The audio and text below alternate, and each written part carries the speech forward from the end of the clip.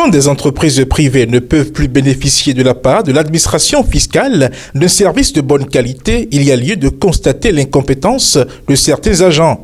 Qu'en est-il des faits ? En quête d'attestation fiscale, la Direction générale de Guérite TV Monde s'est adressée au Centre des impôts des petites entreprises de la Direction départementale Ouémé-Plateau des impôts. Le dépôt de bilan effectué par le service de comptabilité de l'entreprise a été sanctionné par la délivrance d'un document de liquidation en date du 14 septembre 2022 indiquant le montant à payer pour obtenir l'attestation fiscale. Alors que l'entreprise s'apprêtait à payer le dit montant, il lui a été notifié que la liquidation a été mal faite.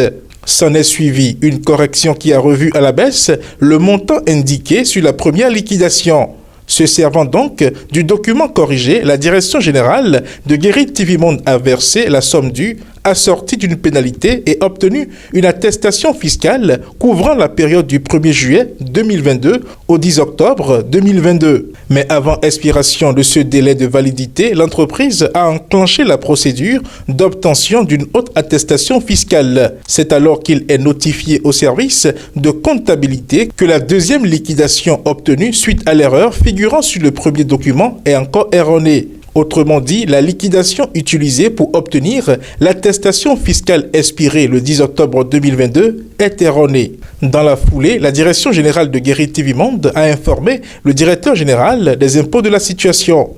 Par ailleurs, le nouveau document de liquidation en date du 17 octobre 2022 produit par les services compétents du Centre des impôts des petites entreprises de Ouémé-Plateau est rejeté par le receveur. Ce dernier invite l'entreprise à faire corriger le document avant d'y apposer sa signature et qu'une autre attestation ne soit délivrée. La Direction générale de Guérite TV Monde est-elle responsable des erreurs qui figurent sur les documents de liquidation produits par les agents du Centre des impôts des petites entreprises de l'Ouémé et du Plateau commis à cette tâche?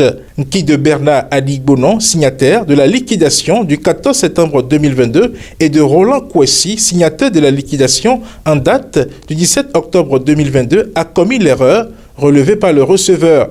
Comment des documents aussi sensibles que la liquidation qui fixe le montant à payer par une entreprise pour avoir son attestation fiscale peuvent-ils être sortis avec des erreurs relevées après versement du montant dû par l'entreprise?